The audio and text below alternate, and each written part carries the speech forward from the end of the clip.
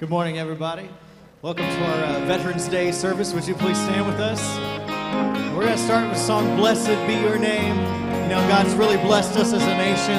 We're going to bless Him today, amen? All right. Blessed be your name in the land that is plentiful, where streams of abundance flow. Blessed be your name. Blessed be your name when I'm found in a desert place. Go walk through the wilderness. Blessed be your name. Every blessing you pour out, I'll turn back to praise. When the darkness closes in, Lord, still I will say, blessed be the name of the Lord. Blessed be your name. Blessed be the name of the Lord. Blessed be your glorious name. Blessed be your name when the sun's shining down on me, when the world's all as it should be. Blessed be your name. Blessed be your name on the road marked with suffering. There is pain in the offering. Blessed be your name. Every blessing you pour out, I'll turn back to praise.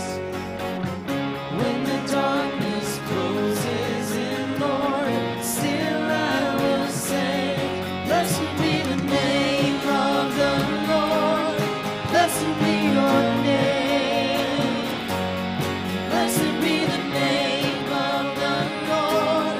Blessed be your glorious name. You give and take away.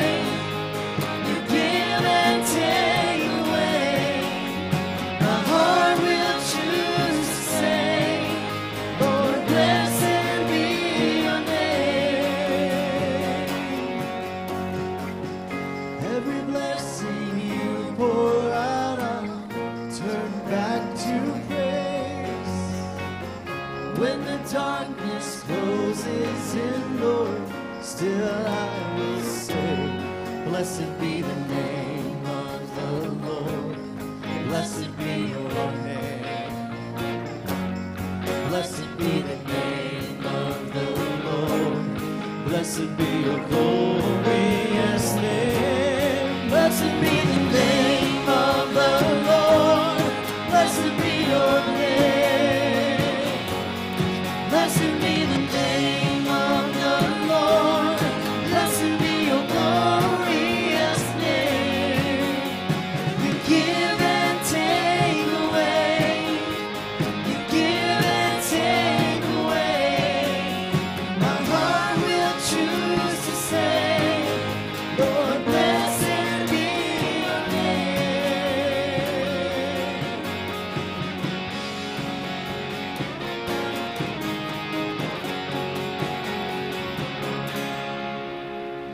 All right. You may be seated. We're going to do something we haven't done in a while. I've got a trumpet solo for you. And so next couple songs, we're going to be celebrating our veterans. So please sit back and enjoy.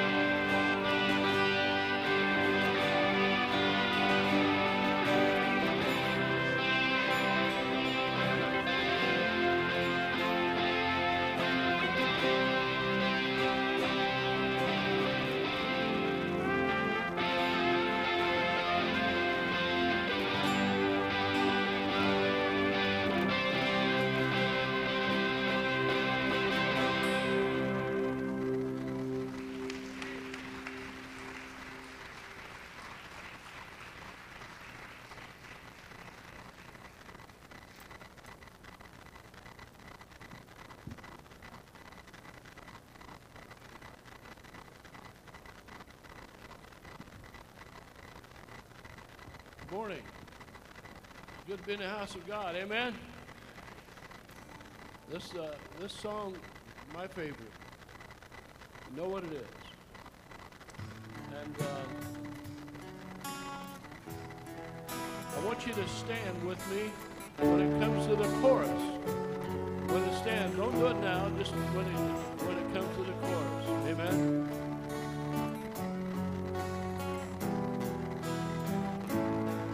If tomorrow all the things were gone I worked for all my life, and I had to start again, just my children and my wife, I thank my God above to be living here today. For the strong still stands for freedom, and they can't take that away.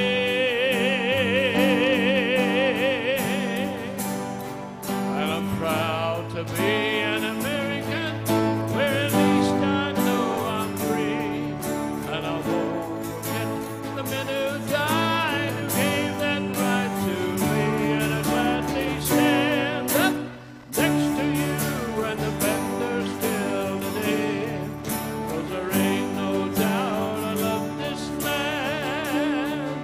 God bless the USA.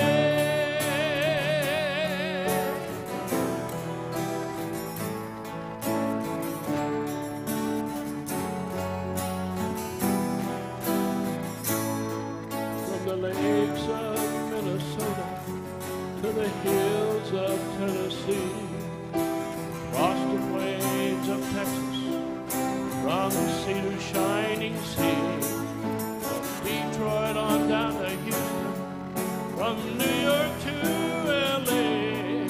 There's pride in every American heart, and the time we stand and say,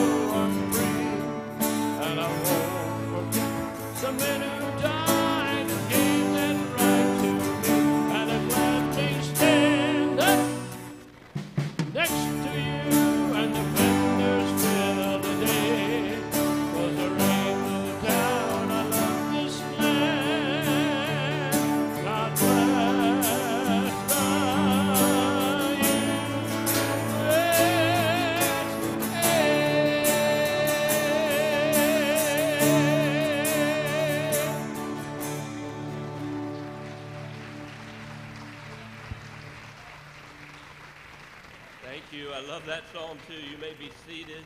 It is so good to have each and every one of you here. To our guests, my name is Matt Roller. I'm one of the pastors here at the church, and we are very excited to have you here today as we always, first and foremost, always want to celebrate what God has done for us by sending Jesus Christ down on the cross for us to die for us.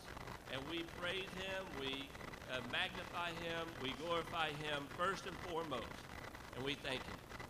But we also today are here to thank all those that are veterans of our military, those that are currently serving in military or National Guard, and also we want to thank our first responders, our police officers, and our firefighters. So at this time, if you are one of those, and those groups I may mention, a veteran of any of the branches of service, or if you're a police officer or a firefighter, what we would like for you to do right now is to come up on stage. We have a ramp over here if need be, but if you can make your way up to the stage right now, we would greatly appreciate it. All veterans, military personnel, police and firefighters, come up to the stage.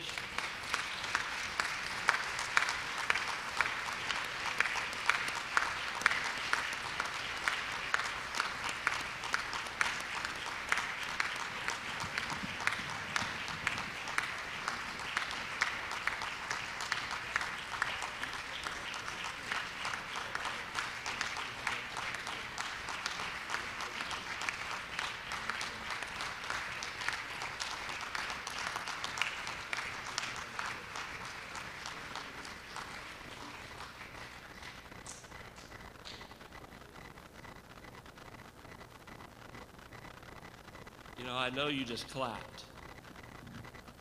But the Bible says in Romans chapter 13 and verse 7, talking about that very familiar passage, Romans 13, rendering under Caesar those things that are Caesar. But in verse 7, it says, and to honor those who honor is due. And these people, I believe, are so worthy of our honor and our respect and our thanks that I think we need to have a standing ovation for them. Please stand.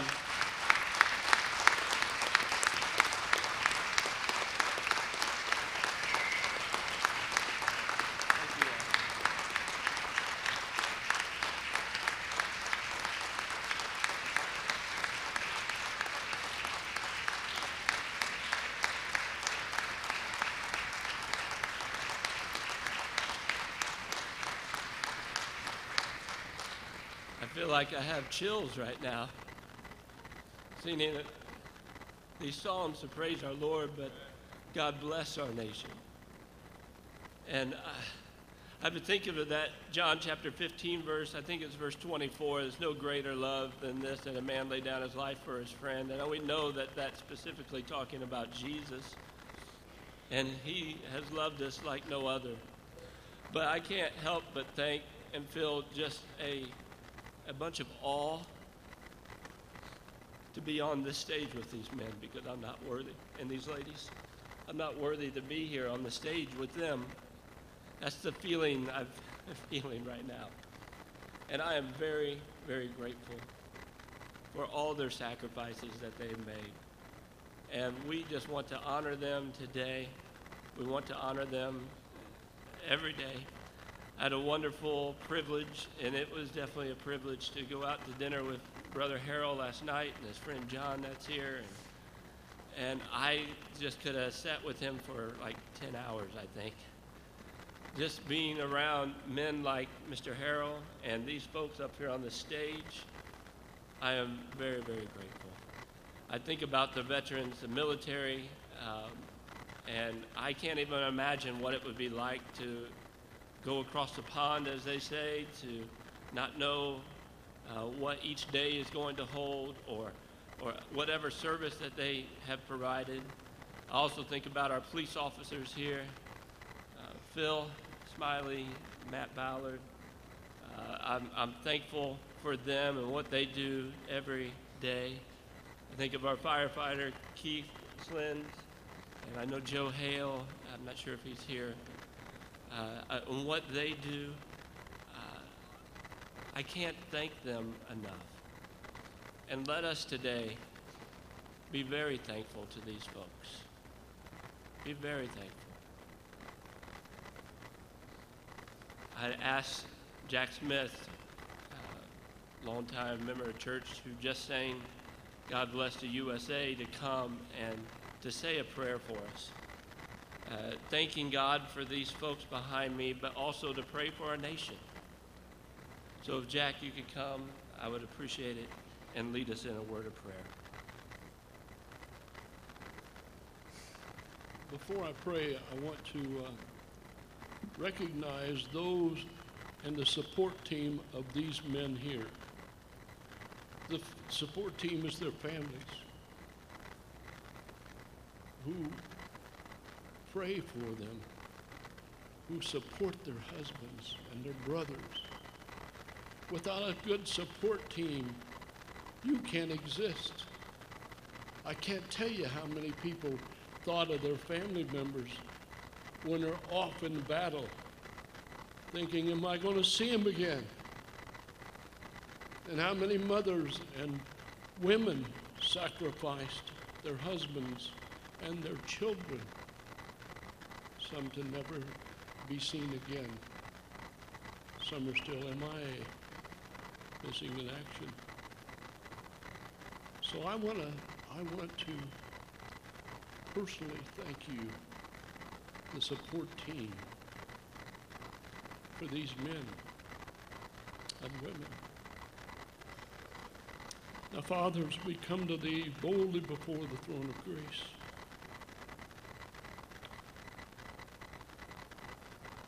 Father, have personal thoughts of my fathers and my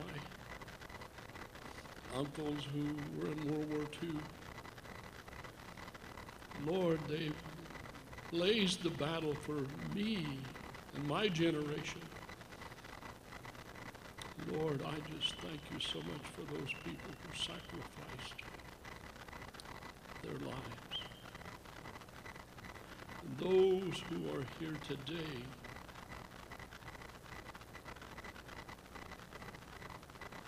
Lord, you know my heart.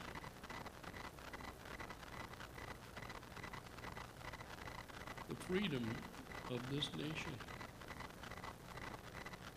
is not free. There is a tremendous price that has been paid. But it's a price that everyone standing on this platform would gladly do again if the need be. Because that's what makes America great. We don't shirk away from the duties and responsibilities. Lord, we love you. We ask you, Lord, to lay your loving hand upon America. I pray, Father, that those who don't know you as their personal Savior, Lord, send the Holy Spirit to touch their hearts and move amongst this nation. People say, well, it's too late. Lord, when you're involved in anything, nothing is too late. And Father, I just would to God that people would get on their knees and pray for this nation. I pray, Father, that the young people in the military today, they're out there all over this nation, all over the nation. Those in Afghanistan, some have lost their life recently. I pray you be with the family members of those people. Lord, be with the families of those who have children and loved ones off in a foreign country doing their service to this nation. And Father, I thank you for this church. This church that loves you with all their heart and soul and mind.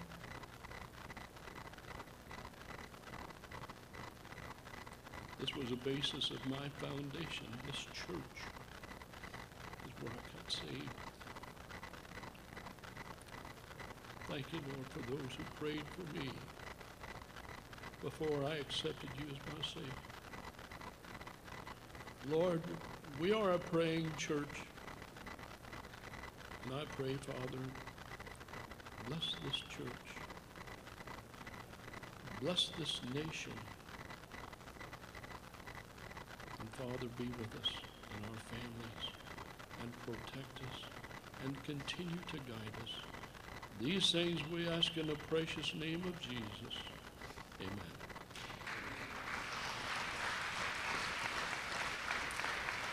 As these wonderful men and ladies are dismissed back to their seats, won't we give them another round of applause? Thank you, Lord.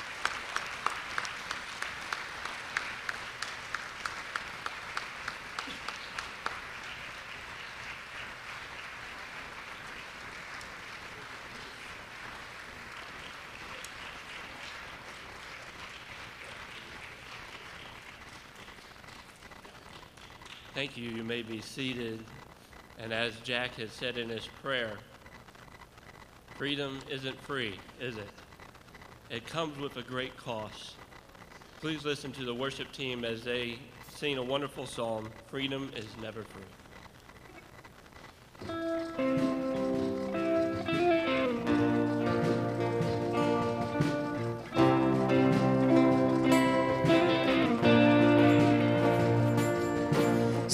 standing on a hillside where the river meets the sea. White crosses without number line the fields of peace, and each one a silent witness staring back at me. Every cross a story of another place and time. The young men thought it worthy to give their life for mine. For the sake of honor left their dreams behind. For the price they paid, I'm forever in their debt.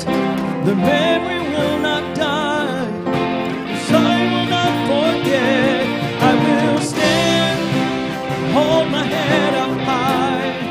I will dedicate my life to the glory of the ones who had to die. I will live when I believe, if for no one else but me. I will remember that freedom's never free.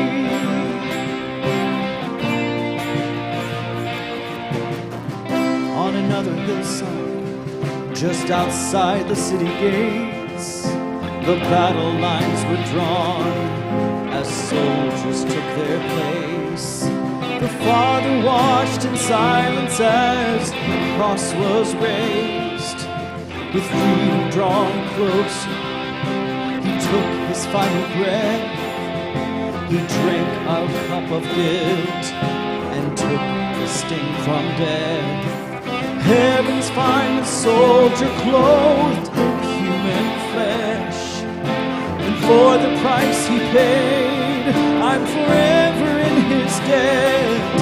The cross will never die, 'cause I will not forget. I will stand and hold my head up high. I will dedicate my life to the glory of the one who had to die. I will live when I believe, if for no one else but me, to remember freedom's never free.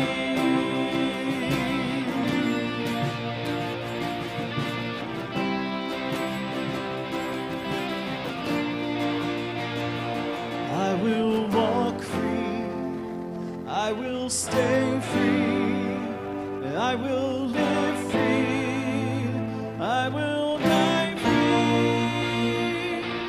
Stand and hold my head up high.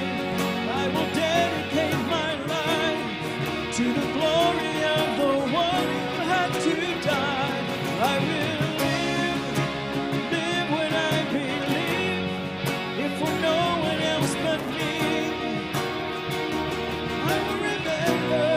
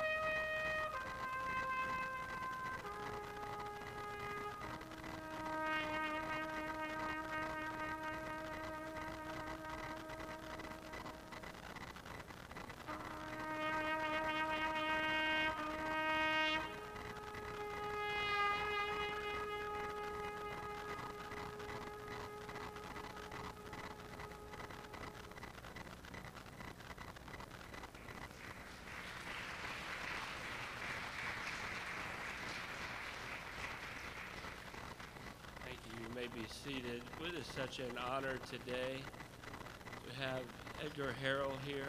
I, in fact, have been looking forward to this day for many weeks, many months now.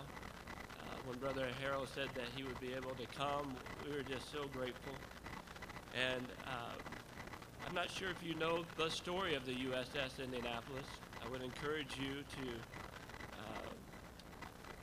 get a book of his when the service is over, and you can read about it. That's a great way to learn about it. You can get on the internet, of course. But before he comes and speaks, we would like to show you a video. And it talks about, of course, a book somewhat that he had written several years ago, but puts in context what took place on the USS Indianapolis so many years ago. Please watch.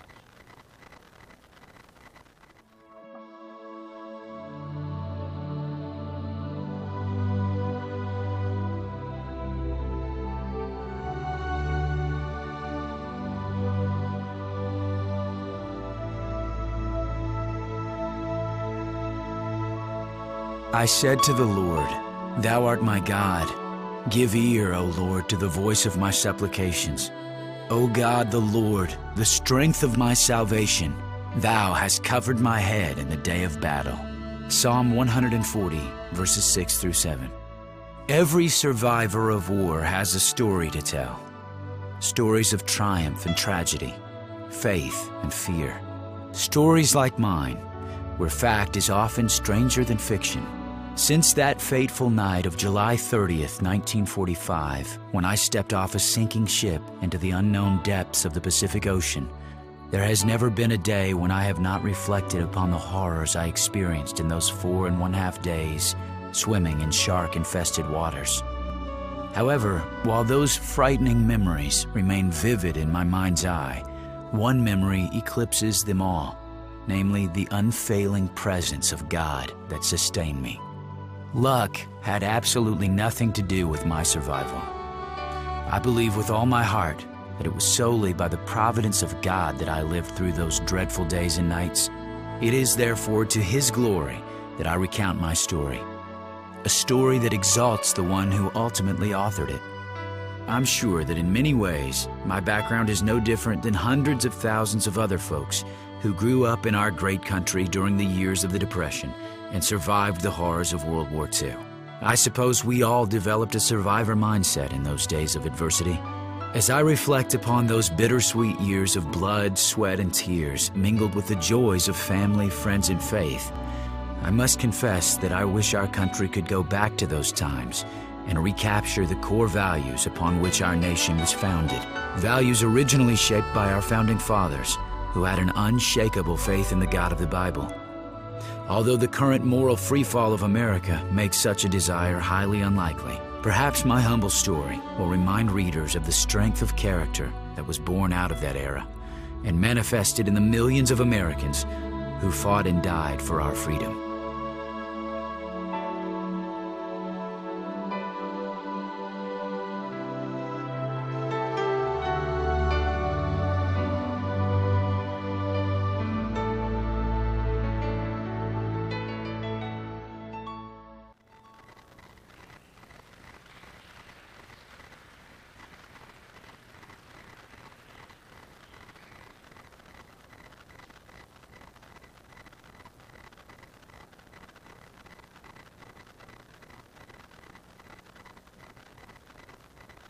Ladies and gentlemen, Mr. Edgar Harrell.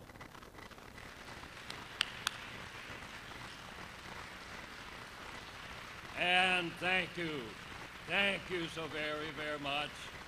Thank you, thank you, thank you, thank you, thank you. It's indeed an honor and a privilege to be with you good people now today.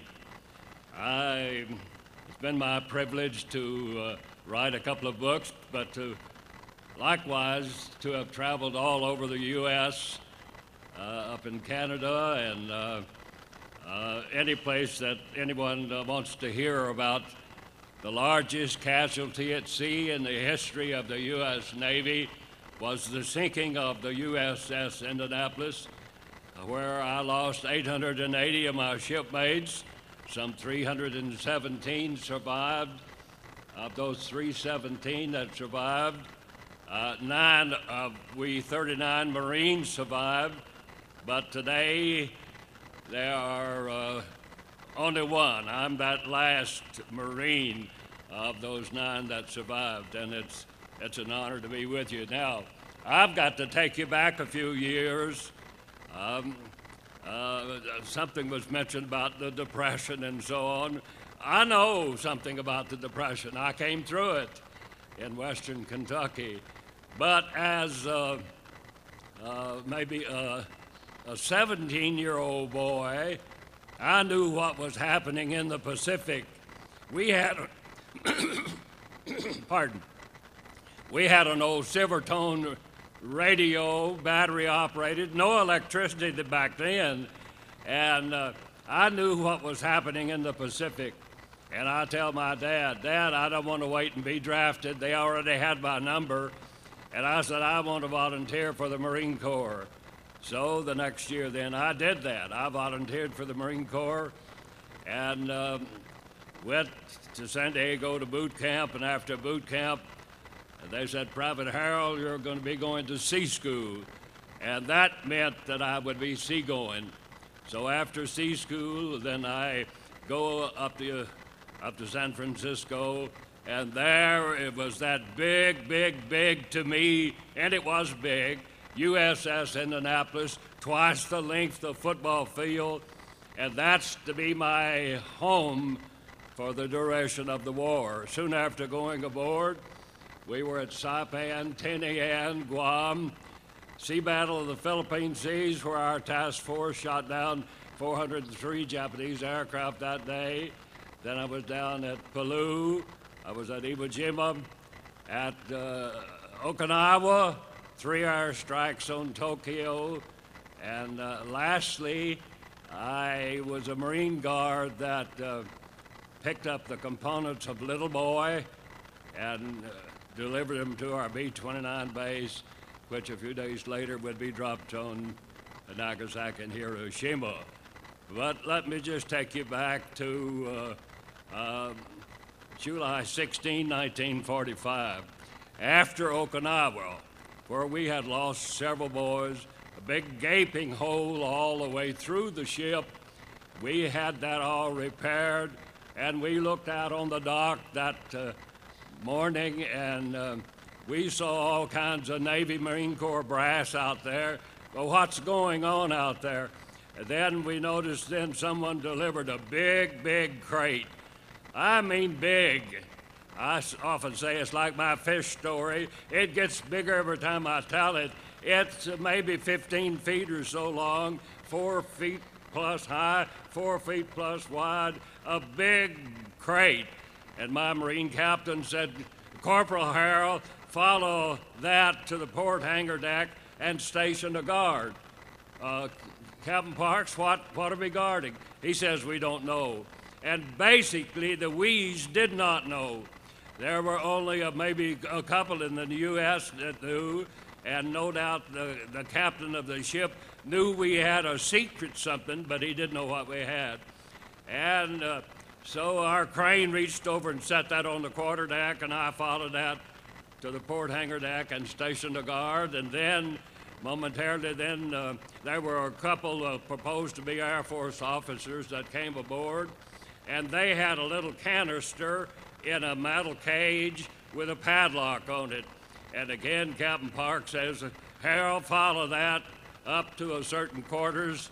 Our ship was a flagship of Admiral Spruance, but he was not aboard, and there was a vacancy up there, so we delivered that little cargo with those 2 Air Force officers proposed to be, and as soon as we set that down on the deck, there were a couple of sailors that came, and one had a long strap of metal, and the other one had a blowtorch, and he took that blowtorch and he spot welded that metal to the deck over whatever that container contained. It was not going to get away. Now then, who were those Air Force officers? Okay, let me give you a little hint. They were not Air Force officers. They were scientists from Los Alamos, New Mexico. Now, does that ring a bell? And, okay, as we were leaving that morning on the 16th of July, 1945, there was something happening in Los Alamos, New Mexico, the first successful atomic explosion, and had it not been successful, we would not have proceeded further. It was successful, and so 10 days later, we have traveled some 5,300 miles in a heavy cruiser, and we delivered the components of Little Man, and those Air Force officers were the scientists from Los Alamos, and they had half of the uranium that America owned at that particular time. The other half was loaded aboard a B-29 in San Francisco and would meet us once we got to Tinian Island. Well, would you believe we made that in 10 days, 530, 40, 50 miles a day? And we delivered our cargo on July the 26th, 1945. Now then, our ship being the flagship of Admiral Spruance, we knew a lot of the so-called scuttlebutt was that indeed America was going to land many, many troops on the big southern island of Japan. Okay, so we're on the way now, we think, to the Philippines. But we stopped off at Guam, and Captain McVeigh asked for his sailing orders, and they tell him, you're to go to the Philippines to prepare for the main invasion of Japan. He asked for an escort, and they tell him you don't need an escort, but they were not being truthful to him. They could have said, you need an escort because 4 days ago we lost a destroyer, the Underwood. We lost 129 boys. They could have said, you need an escort because we've broken the Japanese code. We know everything that they're doing. They don't tell him that. And they refused us an escort. They knew that we had no underwater sound gear. We could not detect a submarine out there, but Commander Hoshimoto and that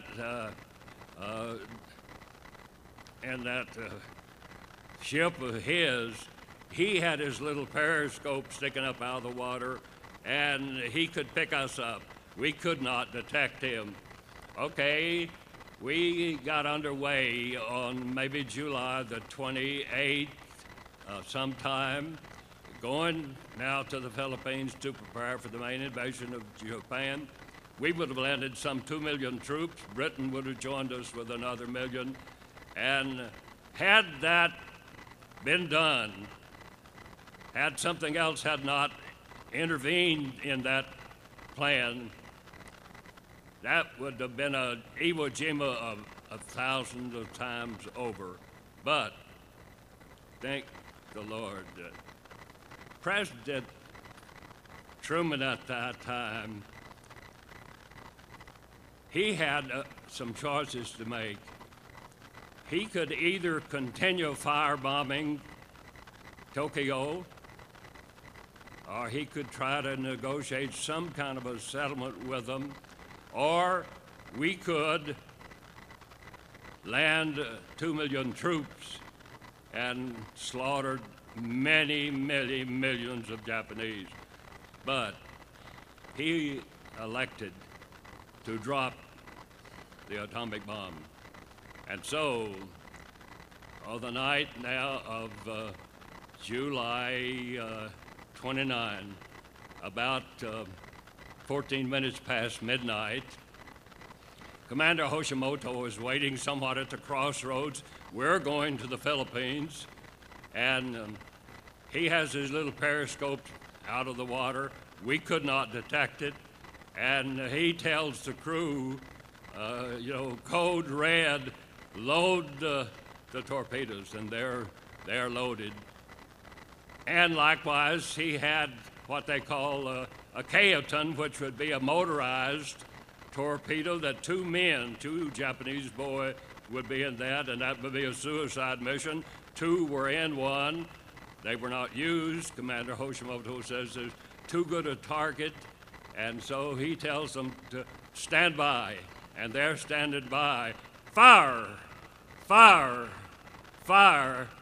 Every 2 seconds he fired a torpedo. Now, we're just steaming along, unconcerned with anything that is to be happening on the night now of July the 29th, about 14 minutes past midnight. Commander Hoshimoto fires the first 6 torpedoes.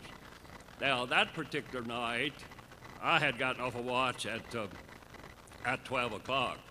But at about 8 o'clock that night, now we had been traveling, delivering our cargo at top speed, some 32 knots. Now then, we have slowed down because we nearly burned the motors up, they say, when we were traveling to deliver our cargo. But now we're going to the Philippines, and we slow down to some 17 knots, and it's 110 degrees outside through the daytime. And a good captain got on the speaker and says, "You are privileged tonight to bring your blankets topside and make you a little pallet right out on the open deck." So when I got off a watch then at 12 o'clock that night, I obliged that. And I go down to my locker and I get my blanket. I don't get my kapok life jacket, I don't need that. And I go topside. I go all the way forward. When I say all the way, look at my ship picture out there and you can see what is going to take place and where I am going to station myself there, not knowing anything is going to take place. But I go forward. I make me a pallet right down under the barrels of that #1 turret, those big 8-inch guns. I took off my shoes. I kept my dungarees on, and I lay down and used the arch of my shoe as a pillow, and I kind of put my blanket over that and covered my head because it's about a 15-mile wind and that we're moving about so. And now then, I'm just kind of relaxing and not knowing anything else is going to be happening. And then all of a sudden, a massive explosion. When I say massive, believe me, that first torpedo, one of those 6, cut the bow of the ship off. If you look at the TBS movie now of the Indianapolis that they found just about 6 weeks ago, you'll see exactly what I've been telling all these years since '05 anyhow, and in my 2 books, that bow of the ship was cut off, and no one could hardly believe that. They couldn't believe that I would be within 30 feet or so under the barrels of #1 turret and to have witnessed that. But I said I could vouch that I saw that bow of the ship, something happened to it. It was dropping down. And I have said through the years, if we ever find a ship, you're going to find that bow of the ship is not a part of the ship. And if you look at that PBS screens and see that, you'll see that bow of the ship, CA-35, is far removed from the ship.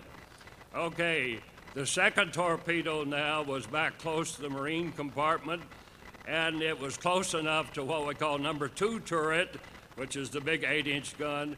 It set off the powder magazine down below, and that basically goes through the top of everything. Okay, now then, what am I doing? I'm scared to death. All kinds of explosions aboard ship. We aren't firing at anyone.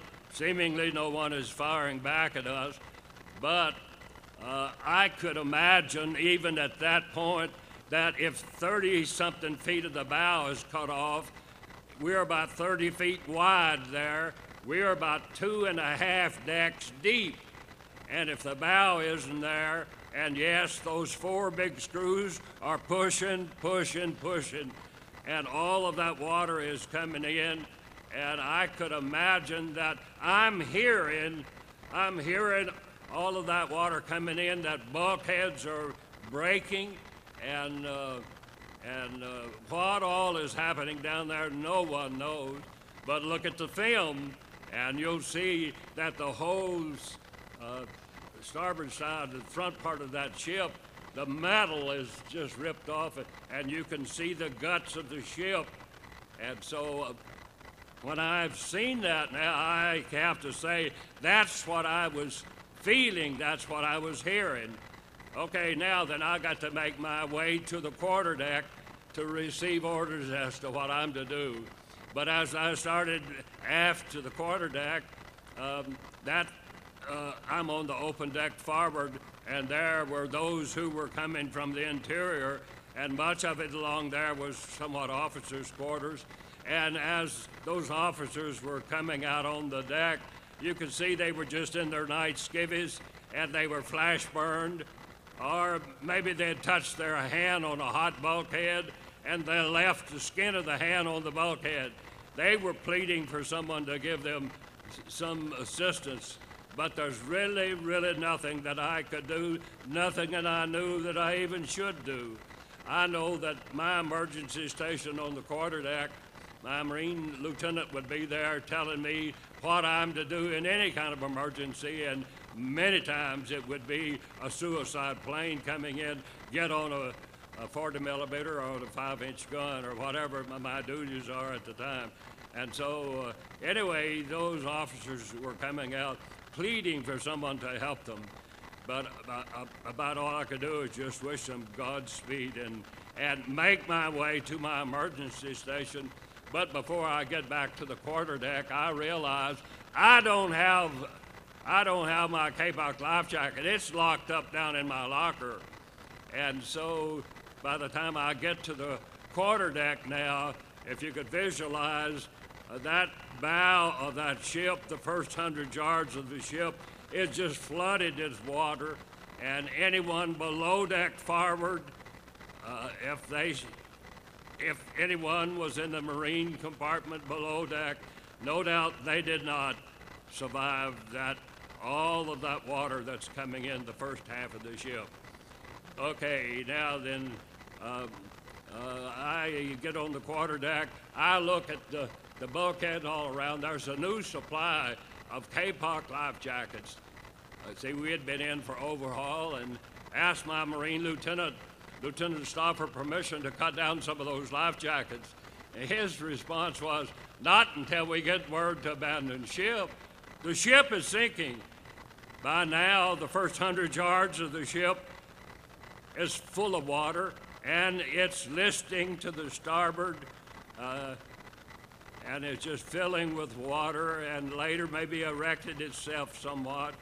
But I get to the quarterdeck, and normally the quarterdeck would be 8 feet above the water line, but there's water on the quarterdeck. And when I asked Lieutenant Stoffer permission to cut down some of those life jackets, his response was, not until we get word to abandon ship. The ship is sinking. Now, we didn't realize that all electrical power was knocked out, and no word could come from the good captain.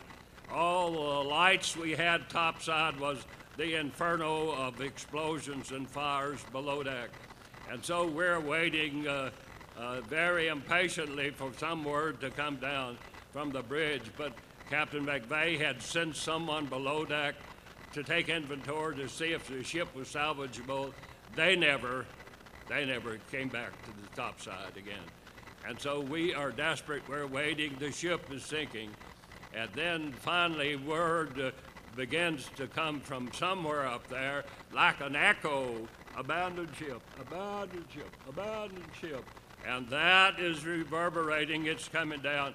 Okay, it reaches now those of us that were on the quarterdeck, and I don't know, it could be 150 or so people on the quarterdeck. But when word reached down, abandon ship, the ship is sinking. The first 100 yards is under, and water's on the quarterdeck where we are. And so you go over to the high side, the port side, and there's a big cable there, and you can hold on to that cable and look out into the blackness of the night, and you're going to go into that. You see all of that oil on the water, maybe a half inch of oil on the water, and now you're going to dive into that? No. Some did, yes, but I have a Kapok life jacket, and if you don't know what an old Kapok life jacket is, I often say, you know what a horse collar is? Just imagine a horse collar made with a vest and made into a flotation device. That's basically a Kapok life jacket. And so I put one on. I didn't fasten it in the straddles, and I go over to that rail. I see boys climb on, jump maybe on each other. I see all of that oil out there. I'm holding on to that rail, and may I say this, there's times when you pray, and there's times to pray, and now is the time to pray. And as I held on to that rail, looked out into the blackness of the night, thinking, life is over. This is the end of life. And I prayed. I poured my heart out to the Lord. And may I say, I knew to whom I was praying. Would you believe he answered me? Not audibly, no, but as I prayed, I tell him I don't want to die. I made him many, many promises. I pled with him that somehow, some way that I could be spared. I'd tell him that Mom and Dad back home, an older and a younger sister, 6 younger brothers, and then I also tell him there's a certain brunette back there that says that she would wait for me. Now I have to get way ahead of the story, and we'll come back and say, and she waited. We celebrated our 70th anniversary this past July the 25th. And and I called her yesterday evening, and yes, she's still waiting. So here I am. I'm making the Lord promises there that somehow, some way, I'm going to try to live up to those if I'm successful. Now, I didn't know that I'm going to be out there 4.5 days, but I leave the ship, and I saw the ship. The bow is under. It's rolling to the starboard, and then that fantail is coming high in the air, and those 4 big screws are still turning, and anyone trying to get off at the last minute or so has made his way to the end of the ship, and some were jumping off. Some actually jumped into those screws. And then I saw the ship as she rolled and went under, and I had been told, don't ever be close to a ship when it's going under because it'll pull you under. If you can't get away from it, you're there.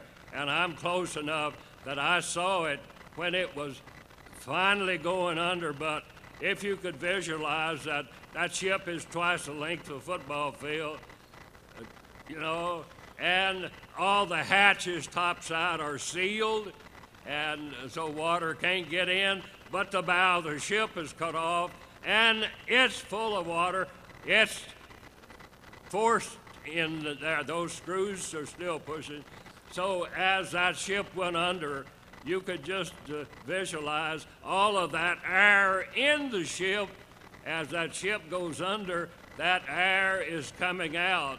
So instead of pulling under, it is bubbles, bubbles, bubbles, many, and you can hear it. Now, I'm not real close to it. I'm trying to get away, but With an old kapok jacket, you can only go so fast. And I saw it when it went completely under. Now, I swam out to the first buddies out there, and we began to congregate, and I'm desperate to find out if there's any Marines. And I found 2 Marines in that group. We guessed that there was some 80 of us, and 2 Marines. I found this one Marine, and he was a new boy that had just transferred aboard, and I didn't recognize who he was. He was not in my squad, and I could tell that he was broken up severely, and tried to comfort him and tried to assist him, and I did ask his name, but couldn't understand and didn't know the name to remember. But may I say, I saw him pass into eternity.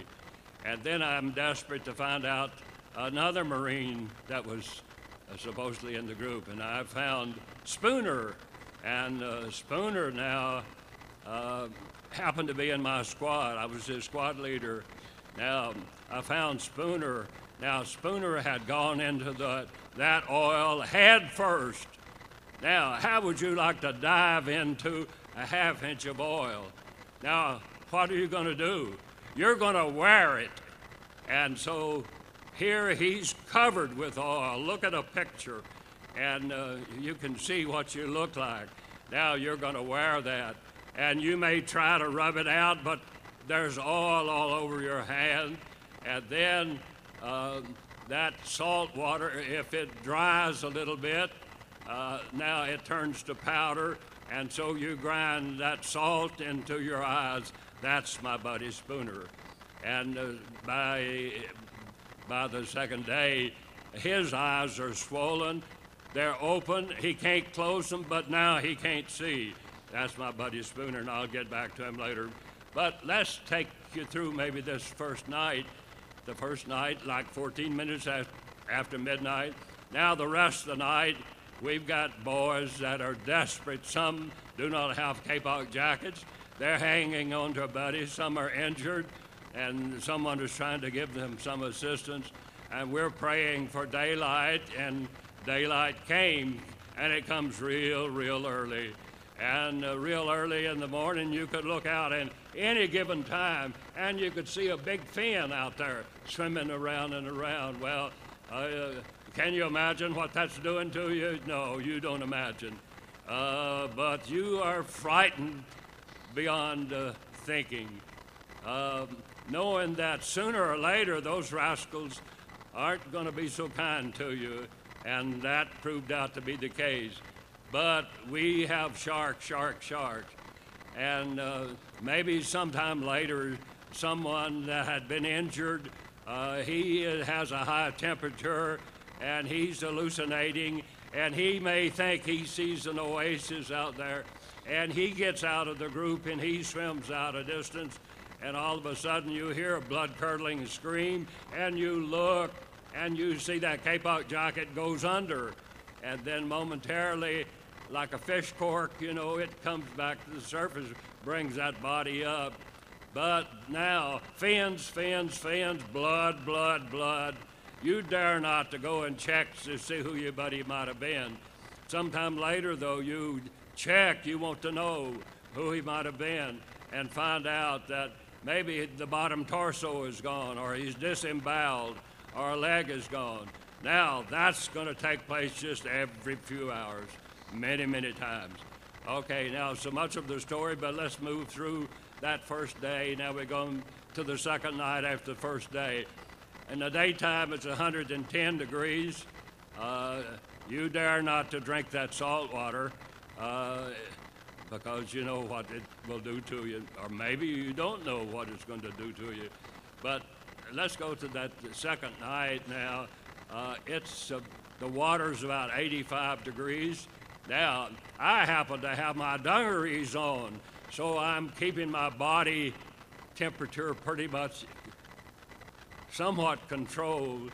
But if you do not have some of your clothing on, now at 85 degrees, you know what's going to happen after a little bit. Just every little bit, you're at that 98.6, you know, begins to drop a degree, 2 or 3, even the first hour or two, and then hypothermia sets in.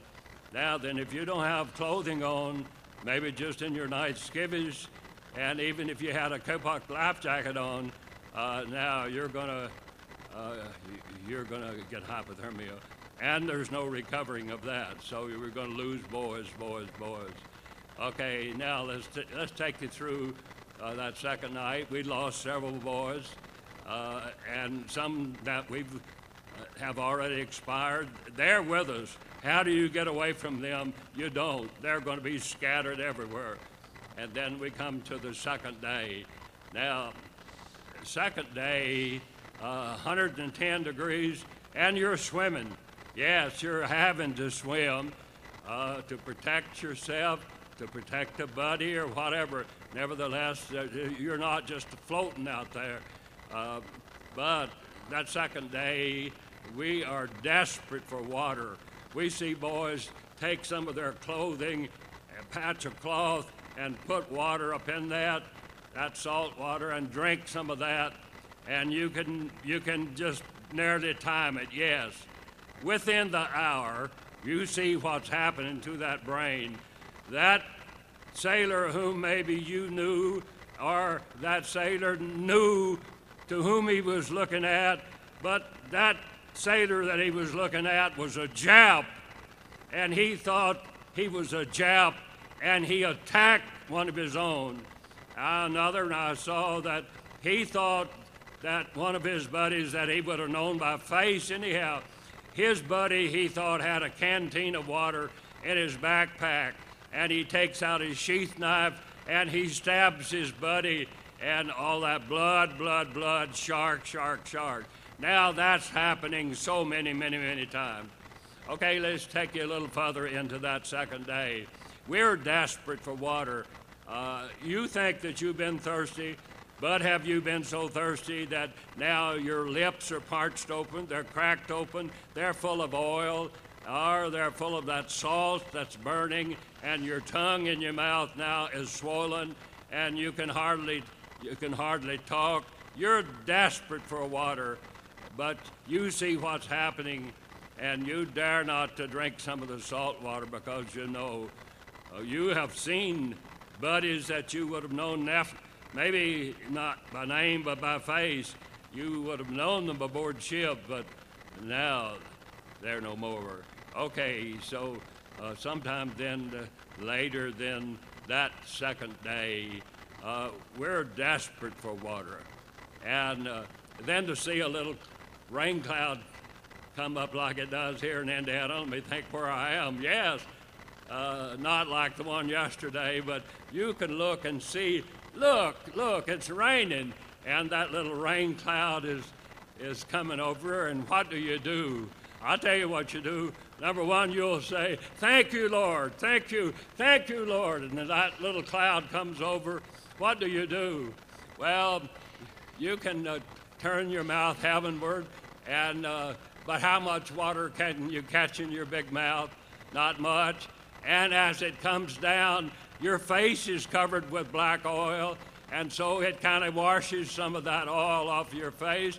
Now you swallow some of that, or you take those black greasy hands and you funnel some water. You get a little bit of water, but now it goes down, and you're so thankful for it. But it doesn't stay down there very long until it says, we got to come out, and it comes out. Okay, that's all the water that I had now for 4.5 days. Now then, let's take you through that second day, through that little rain. Now we are losing boys just every little bit. Someone swims out from the group, sharks. And we can't keep everyone together. We try to fasten our Kapoks onto a group and keep everyone in the kind of in the center. That works for a time, but it isn't long till something happens to a mind, and now we are broken up and we're scattered. So let's go to the third day. The third day at noon, you know, I said there's about 80 of us to start with. Okay, third day at noon, 17. Only 17 of us still alive. Now we've got those bodies with us. And can you imagine now, here you are swimming away down here, and you look at that bank of water, maybe 6 or 8 foot, and all of a sudden you see a body up there, and as that swell breaks, that body comes down, and he slams into you, and now it's been decomposing maybe for the third day, and he leaves part of the residue of himself on you. You're going to wear that. Now, that's happening so much. Okay, now then, likewise on the third day, you know, by the third day, what's happening to that old K-pop life jacket? I tell you what's happening to it. It is so waterlogged that it's not effective. Yes, you've got it on, and it's holding your head out of the water as long as you have to keep swimming, or else it'll pitch you in the water. But we are desperate because now we don't have the strength to continue swimming. And one of those 17, I can hear him today. He says, we've got to pray. And he says, anybody that will pray, we've got to pray. And he says, God, if you're out there, I don't want to die. I've got a son back home I've never seen. We have to have your help or we won't make it. And he was desperate. May I say, he never got to see his son. There's 17 of us. And now we've taken off our K-pop jackets and we're seated in them. Now it has the same buoyancy, but believe me, that K-pop jacket around your upper part of your body will not hold your head out of the water as much as it will if you pull it down under you. The only thing, if you pull it lower under you, now then you've got to keep swimming or it'll pitch you in the water and you don't have the strength to get that back down under you. Okay, so here we are, 17 of us, and we're desperate. We are desperate, and we're praying, and we know that we've got buddies everywhere out there. Some, yes, at a distance, still alive, but scattered everywhere. And then sometime then, later that afternoon, we 17 are struggling just to stay, keep our heads above water. And then we came up on a little swell, and we thought, we saw something out there. Finally, it's up and we're up, and we could say, look, that looks like a little raft. Little raft? Yeah, believe me. And so we holler at them. If that swell is up where we can see them, then we're down, they're down, and finally a little makeshift of a raft is coming into our group. And as it got closer and closer, we could see, yes, we see motion out there, but when it got closer, we could see no one is on the raft. Yes, there was a raft, and there was the boys around it, but as they got closer and closer, we saw that it was a little makeshift of a raft. There were 5 sailors around it. Now, but let me tell you what it was. That raft consisted of some 4 40-millimeter ammunition cans, which are a good flotation device. There was 2 or 3 old slatted orange crates or potato crates, and they had those lashed together. And then what was on the raft? They had taken K-pop jackets off of boys that had already expired. And oftentimes I say this, you ladies, you know that old sponge won't hold any more water, but you squeeze that sponge out, it'll hold a lot more water. and they showed us you can take that kapok jacket and twist that in opposite direction and squeeze water out of it, put it up on that little raft, 110 degrees sun, it's going to dry it out some. So they came in our group and they show us, take off your jackets, and they did a little trading with us there. And then they say, we've got to get closer to the Philippines or we aren't going to make it. We see our planes at 30,000 feet, but no one's looking for us. And they said, anyone want to join us to go to the Philippines? And I say to my Marine buddy Spooner, I said, Spooner, I'm going to go with them. And he said, Harold, if you go, I'm going with you. So 2 Marines joined 5 sailors. We think we're going to go to the Philippines. We didn't know it was another 500 miles, but when you see a group of 80 go down to 17, there's time to do something. Those other 15 sailors said, you're crazy. You can't push that raft to the Philippines. May I say, 15 sailors that did not want to go, none of those 15 survived. Now, 2 Marines joined those 5 sailors, and we think, yes, we're going to get closer and closer. Now we see our planes flying over 30,000 feet, just see the trailed vapor, but no one's looking for us. So we've got to get close enough to the Philippines, we think. And so we're making some headway, we think, and yes, we were. And then sometime then, later than that afternoon, we see that, yes, something has to tell us which way is west. And they said, hey, Marine, up there on that front corner, you keep us going, west. Or else, everybody else, are plugging away. Well, we made headway.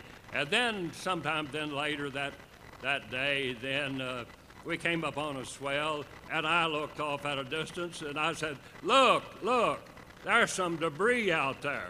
Wonder what that could be. And I said, I'm going to go and see what it is. And as they advised me, yes, shark might get you too. And I said, well, they haven't been around us the last little bit. And so I said, there was a compelling influence saying, go and see what that might be. Now then, I take my kapok jacket, I put it on, and I do a fast dog paddle, and I get out there to that little crate, wondering what could that be out there? Hoping and praying it could be food or water or something. Okay, when I got within, say, 6 feet of that little potato crate, I saw those rotten potatoes floating in that crate, and in desperation, I reached in to get that first potato, but as I got it, kind of in the agony of defeat, as I squeezed it, that rot squeezed through my fingers, and I thought, rotten potatoes, but it was solid on the inside. And so you take your hands and you peel off some of that rot, and you take your teeth and you peel off a lot of it. It's solid on the inside. Now, that's all the water and all the food that I had for some 4.5 days. Okay, I peeled off several of those potatoes. I filled my dungarees, and now there's still more rotten potatoes. Where did they come from? No one knows. And then my buddies see that I'm maybe eating something. What is it? Rotten potatoes. They leave the little raft and they make their way, and they're out there in just a little bit. Now, we had a little picnic. All we had to eat was half-rotten potatoes, but there was no ants out there to bother us. And now then, from there then, we're back at the little raft, and we see that it's going to be dark tonight. There's no Southern Cross. There's no moon. The sun is covered, and we're desperate. So here we are. We're going into that third night, then after the third day.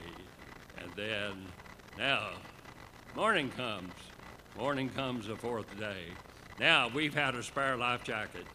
And the seas calmed down at night, and now we come to that fourth day.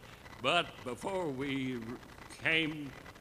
it got daybreak that day, maybe sometime after 1 o'clock, again we hear voices. Now, may I say, believe me, you can hear things that aren't out there. You can see things that do not exist. You are desperate. But sometime now that night we heard voices, and it's dark. And after a period of time, by voice, hear a Navy Lieutenant Charles McKissick leading, I don't know, 2, 3, 4 boys, maybe. Never did know because it's dark. But anyway, here McKissick. Well, when he came in, I knew McKissick because oftentimes I was the captain's orderly, and McKissick had the officer of the day, and he'd have a message for me, for the captain or something, and the good Joe that he was, he would say, "Hey, Marine, repeat that back to me." And I'd try to repeat it back. I didn't know the nomenclature all about what he was talking about. And sometimes he'd have to have me to repeat it the second or third time. Now, that's McKissick, and he's like an uncle to me by now. And so anyway, McKissick now, and 3 or 4 or 5 sailors.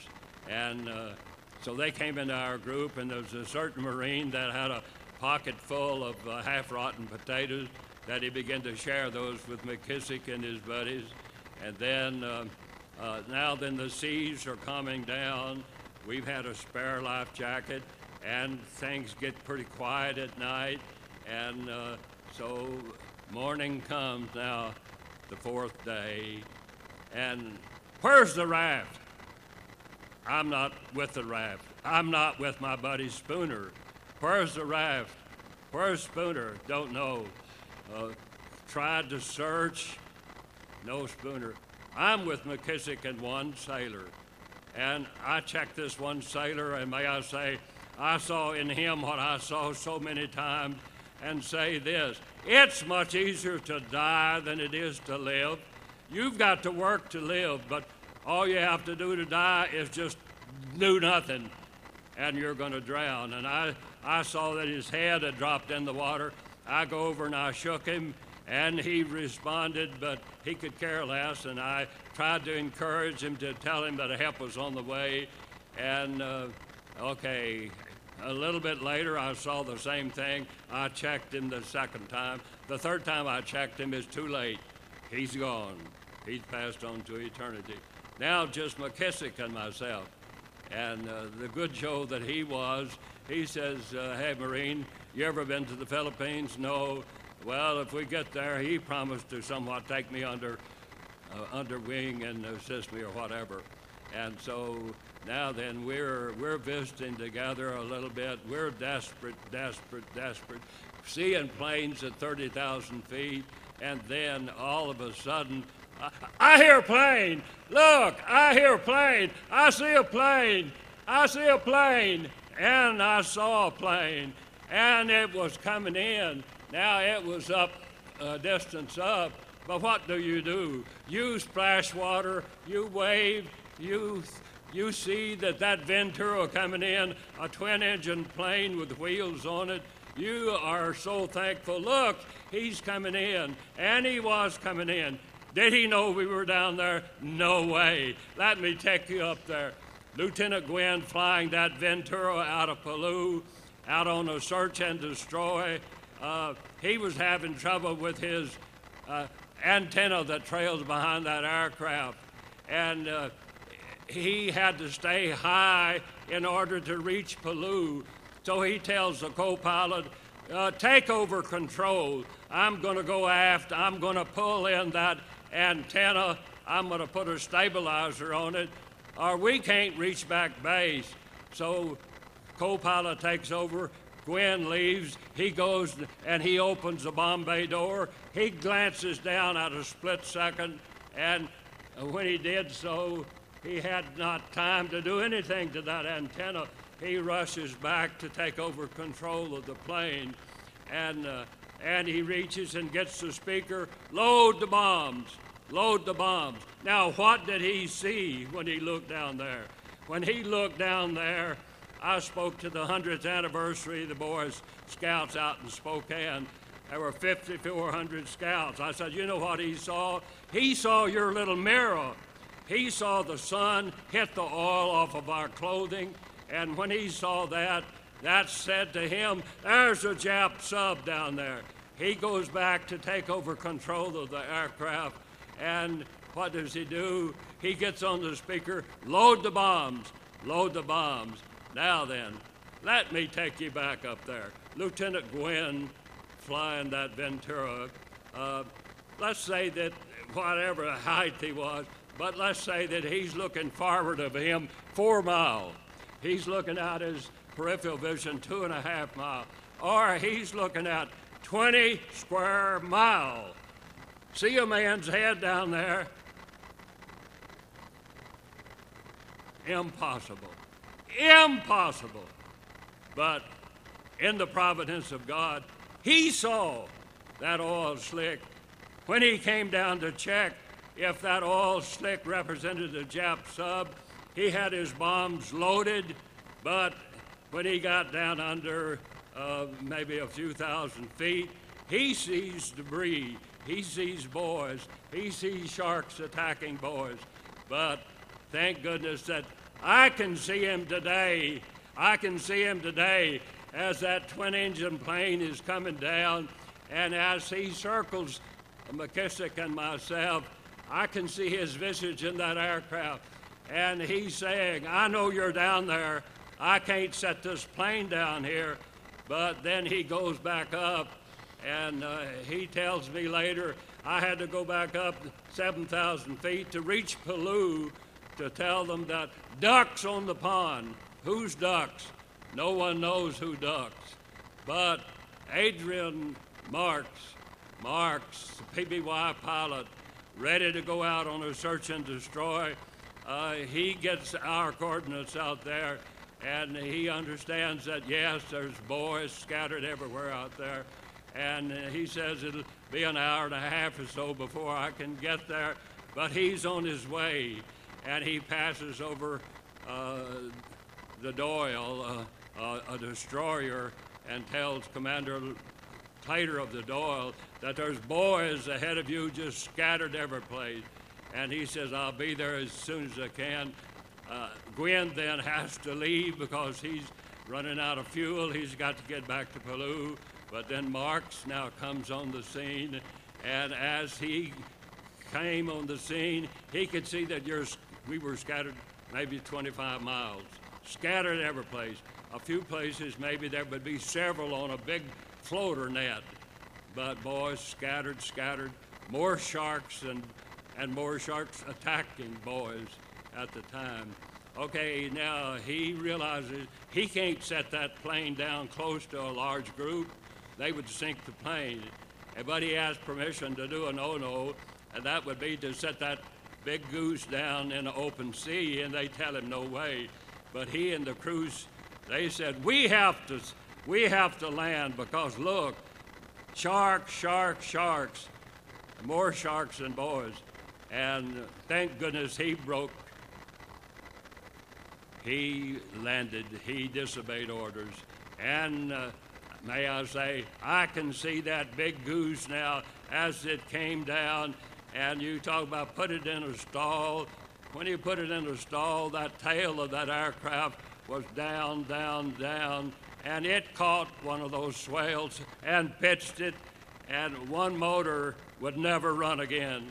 But he set that big goose down, and he begins to pick up boys. Now, he picked up 56 boys. If you know anything about the fuselage of the PBY, you'd say it won't hold 56. And my response would be, it will if you tie 7 out on the wings.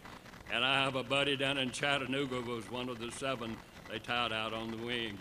I get in the plane. Who's in the plane? There is a Marine that can't see. And my buddy Spooner, and Spooner says that in the night before, when everyone else seemingly had left the raft, that he knew that he couldn't see, and if he ever left the raft that he would never make it, so he tied himself onto that raft. And now there's my buddy Spooner. Well, he picked up 56. Okay, now then the Doyle comes on the scene. We're transferred on the Doyle.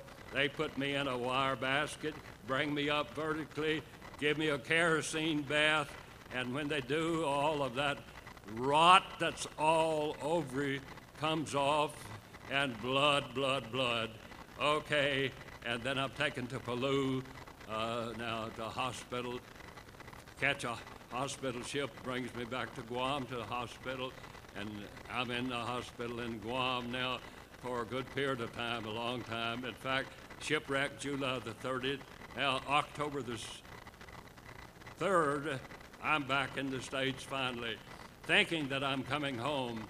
But October the 4th, I find myself in Balboa Hospital with a perforated appendix. My white blood count was of such they can't operate, and it was 29 days later, 11,800,000 units of penicillin before they could operate. And so I'm in the hospital through Thanksgiving, through Christmas, through New Year's, and finally some 6th of January now in 46. I got out and managed to get home. Now then, there's something that I must, two things. One is the ship went down in 12 minutes. Of the 1197 aboard, some 317 now only survived. Of those 317, maybe 17 of us are still living today. Of the 9 Marines out of 39 that survived, I'm the last Marine. And now, many times, we had Marks and Gwen to come to our reunions, but now they're gone now. But Marks says this regarding Gwen spotting us. What was the chances that Wilbur Gwen would fly a course which would take him directly over you? And what were the chances that his radio antenna would break while he was out on this mission? What were the chances that he would open his Bombay doors and look straight down momentarily? And what was the chances that he would look straight down on one of you? You didn't have a chance in a million. I know that most of you prayed a lot, and I know that some of you feel that it made a difference. Yes, Wilbur Gwen is a wonderful man and a fine pilot. He never said that he heard a voice speak to him, but was there an unseen hand upon his shoulder? Yes. Did he find you by pure chance? The odds against it are 1 in a million, nay, 1 in a billion. But somehow he was chosen as the instrument to overcome these impossible astronomical odds. Wilbur Gwen looked down at the split second that would become one of the great moments of history. I, as well as you, am proud to know him as a friend. Any sensible person knows that no one can swim for 4.5 days, and yet you did. For 40 years I have reflected upon the blind courage and the unbelievable greatness of spirit that I saw when each survivor was brought aboard my aircraft, and I have been compelled by the evidence of my own eyes to believe in miracles. Yes, I believe in miracles. I believe in answer to prayer likewise. And I thank you, Pastor and congregation, for this opportunity to tell you something of the greatest tragedy at sea in the history of the U.S. Navy, the sinking of the Indianapolis. And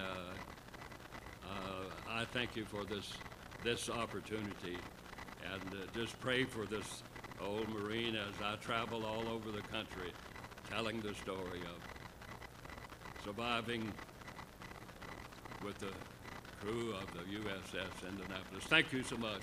Thank you. Thank you. Thank you. Thank you.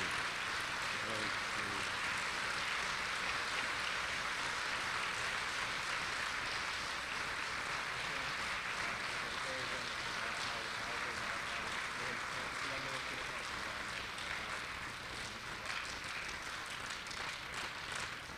Wow.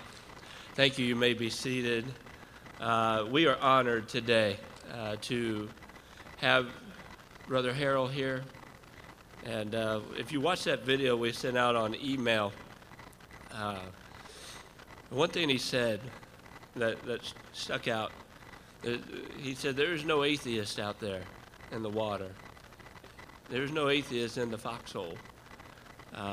They were all crying out to the Lord. And I don't understand why so many passed away, but I am very grateful for the heroism of those that were there and have survived. And I'm very thankful for Brother Harrell coming and sharing his story. And I tell you, it's quite remarkable. Quite remarkable how God's grace helped them through all of that. We would like to take an offering today. We're going to take our regular church offering, but we're also going to take a love offering for Brother Harrell. So if you can be preparing for that already, you'll see in front of your seats, we have our regular envelopes, and then there's a white envelope as well. If you can use both. You can mark love offering for Brother Harrell on the regular envelope that we have, or just use the white envelope. And everything that's given in the love offering will 100% go to Brother Harrell. And we're just very grateful. 93 years of age, getting around as well as he does. Amazing. Married 70 years. I'm in all of that. And just very grateful that he was here. If our ushers could come forward right now, we appreciate it. I also want to remind